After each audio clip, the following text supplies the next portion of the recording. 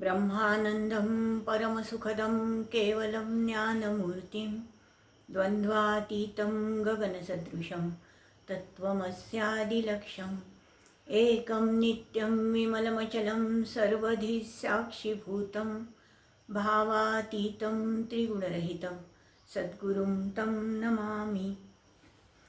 शाश्वत आणि सनातन गुरुपीठ भगवान दत्तात्रेयांचे सर्व पूर्णावतार माझे सद्गुरू डॉक्टर गुरुनाथ विश्वनाथ मुंगळे आपण सर्वजण यांच्या चरणी सर्वप्रथम मी नतमस्तक.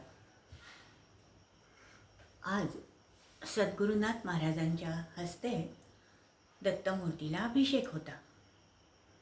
मग मोठ्या सुंदर वातावरणात अभिषेक सुरू झाला.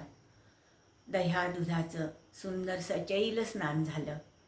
त्यानंतर कोमट गरम अशा पाण्याने त्या मूर्तीला पुन्हा न्हाऊ घातलं गेलं. अधिकच चकचकीतपणा त्याच्यावर दिसायला लागला. आता मऊ वस्त्रांनी ते सगळं जणू एखाद्या लहान बाळाला आपण कपडे घालतो पुसतो अशा पद्धतीने सद्गुरूंच्या हालचाली होत्या. एका मौशाळ अशा पांढऱ्या शुभ्र वस्त्रांनी ते पुसलं गेलं पाणी सगळं. मग गंधलेपन, भस्मलेपन, गंधलेपन, गळ्यात रुद्राक्षांच्या माळा झाल्या, सोळं सुंदर केशरी सोळं नेसवून झालं, पांभरी झाली, रुद्राक्षाच्या माळा, आणखी काही दागिने घातले गेले. दत्तमूर्ती अतिशय मनमोहक आणि अतिशय प्रसन्न दिसायला लागली. आणि दत्तमूर्ती बघणारे सगळेच जण जणू काही प्रसन्न चित्तानी आपणच शचैल स्नान केलं आहे आणि आपल्यावरच हे सगळे उपचार होत आहेत आणि त्याचा सुगंध आपल्यातच दरवळतो अशा भावनेने तिथं होते. मग नैवेद्य दाखवून झाला आणि मग ज्योतिनी तेजाची आरती, मग समयी निरांजनाची वात, कापुरं, त्याच्यानंतर धूप, हे सगळं सुरू झालं. कोणी हातात झांज घेतली, कोणाच्या हातात काही हे आल्या झांजा, कोणी झांज घेतली, कोणी टाळ घेतले, शब्द आठवेना, कोणी झांज घेतली, कोणी टाळ घेतले, घंटा एकाने घेतली आणि मग त्या सुंदर अशा याच्यात आरती सुरू झाली. त्रिगुणात्मक त्रयमूर्ती दत्त हा जाणा सुरू झाली आरती.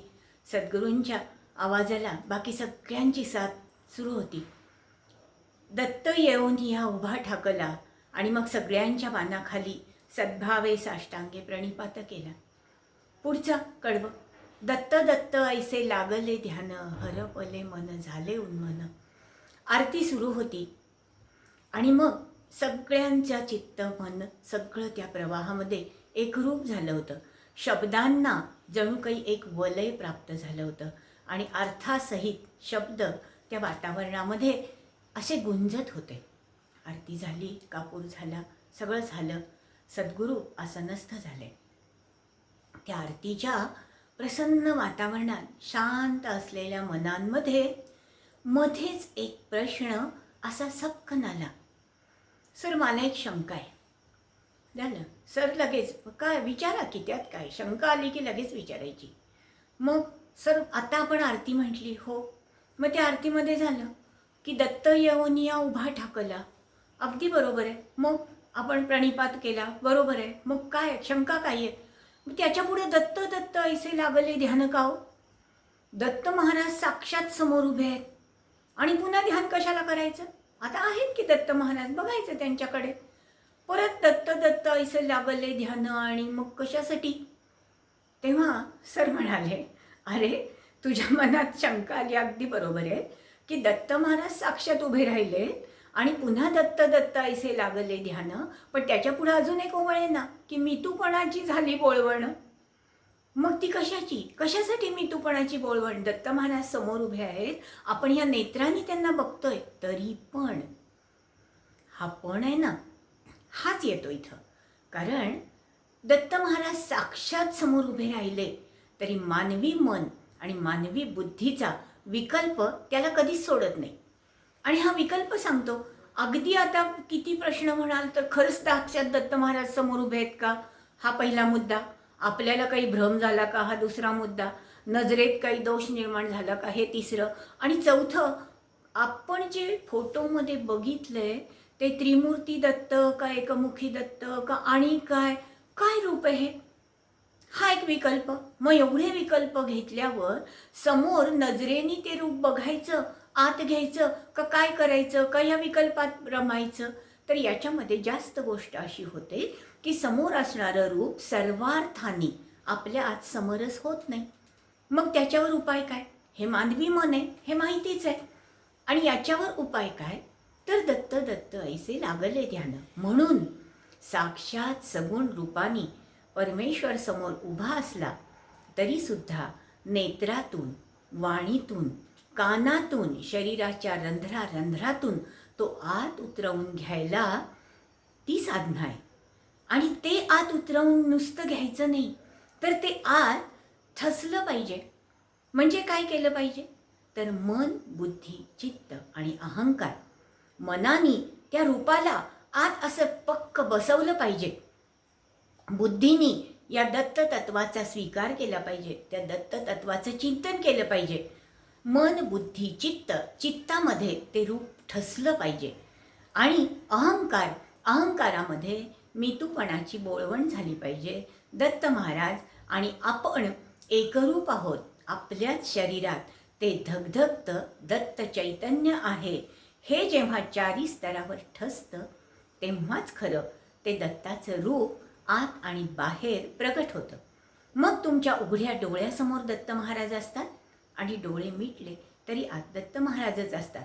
म्हणून नुसतंच दत्त महाराज येऊन समोर उभे ठाकले तर काहीच होणार नाही. बरोबर आहे ना? आणि मग सगळ्यांच्या माना डोलल्या. मग झालं. परत म्हटलं आणखी एखादे प्रश्न मला सर म्हटले, अहो असं काही नाही, सगळ्यांचा हे असतोच विकल्प. एकाने मला प्रश्न विचारला होता की वाडीला गेले साहेब आणि तिथं सकाळी लवकर दर्शनाला गेले, भूपाळी सुरू होती आणि दत्त महाराजांना उठवत होते, उठी उठी बा दत्तात्रेया भानू करूपा हे उदया. तर मग भूपाळी ऐकली. त्याच्यामध्ये त्यांना त्याच्यात फक्त एवढाच प्रश्न पडला की भूपाळी म्हणतायत म्हणजे दत्त महाराज पण आपल्यासारखेच रात्रभर झोपले होते का? दत्त महाराज झोपले होते, मग त्यांना उठवायचं म्हणजे आपल्यासारखंच आहे. आपण झोपतो, आपल्याला कोणीतरी हाका मारून उठवतं, दत्त महाराजांना का उठवायला पाहिजे? मग तेव्हा मी त्याला असं सांगितलं, बाळा आपण हे सगळं जे करतो की नाही, की दत्त महाराजांची स्तुती करतो, दत्त महाराजांना स्तुती करतो म्हणजे काय करतो? तर आपल्या आतला चांगला सत्वगुण हा जागृत करतो. कारण एखाद्याची आपण निंदा केली तर आपल्याला त्रास होतो, कारण ते वाईट विचार आत राहतात. आणि एखाद्याची स्तुती केली तर नकळतच चेहऱ्यावर आनंद पसरतो. हे खरं आहे की नाही? हो खरं आहे. मग दत्त महाराजांना नैवेद्य का दाखवतो? त्यांना नाही जेवण मिळत. अरे पंचमहाभूतांनी बनलेलं ते शरीर आहे, त्याला कशाला काय पाहिजे तुमचे एवढे तेवढे अन्न आणि प्रसाद? त्याच्यासाठी नाही. पण का? तर आपल्या आतली क्षुधा ती शांत व्हावी म्हणून आपण दाखवतो. पाण्याची झारी का भरून ठेवतो? आपल्या तृषेसाठी ठेवतो, त्यांच्यासाठी नाही. आणि दत्त महाराजांना जागं का करतो? तर आपल्या आत झोपलेलं आपलं सगळं गोष्टी त्या जाग्या व्हाव्यात आणि त्या दत्तचरणी लीन व्हाव्यात म्हणून आपण जागा करतो. आपण त्यांना नाही काही करत, आपण करतो ते स्वतःसाठी. आपल्याला ते दत्ततत्व असं एकदम आकलन होत नाही. मग काय केलं जातं? तर त्याचे आपल्यासारखेच काही गोष्टी त्या आपल्या स्तरावर घेऊन त्याला म्हणतात पर्सॉनिफिकेशन. म्हणजे काय?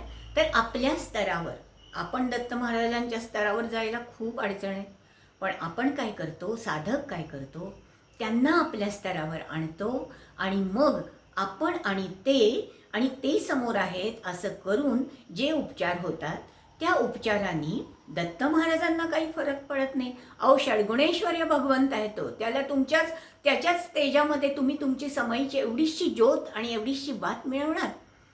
पण तरीसुद्धा आपल्या आतलं सुगंध तत्व, आपल्या आतलं तृषा, आपल्या आतली क्षुधा, आपल्या आतलं चैतन्य, आपल्या आतले सद्विचार, आपल्या आतले सत्वगुण हे ओढून बाहेर काढण्यासाठी या सगळ्याची गरज असते. आणि म्हणून आपण काय करतो की आपण दत्त महाराजांना उठवतो, त्यांना स्नान घालतो, अभिषेक करतो, पूजा करतो, सुगंधी फुलं घालतो.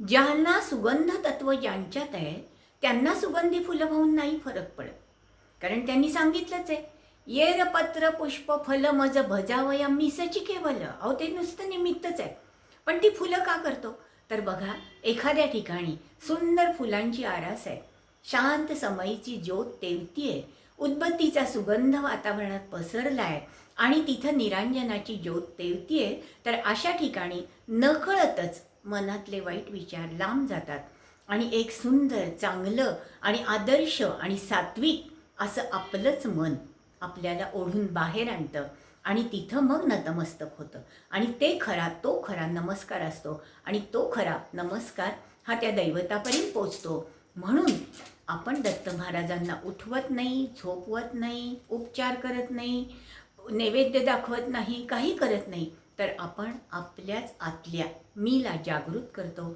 आणि त्याला दत्त महाराजांच्या चरणी शरणागत करतो. अध्यात्मातली सर्वात मोठी शरणागती जर कोणती असेल तर ती हीच आहे की स्वतःला दत्त महाराजांच्या चरणी लीन करायचं आणि त्यांच्यात सामावून जाण्याचा प्रयास करायचा. सद्गुरूंची ही शिकवण अखंडपणे सद्गुरूंच्या सगळ्या शिष्यांच्या आत उतरली. ऐकणाऱ्याचं मन दत्तनामाने भरून गेलं आणि सगळीकडं तिथं एक प्रसन्न वातावरण तयार झालं आणि दत्तनामाचा जयघोष सगळीकडे सुरू झाला. तो म्हणजे दिगंबरा दिगंबरा श्रीपाद वल्लभ दिगंबरा.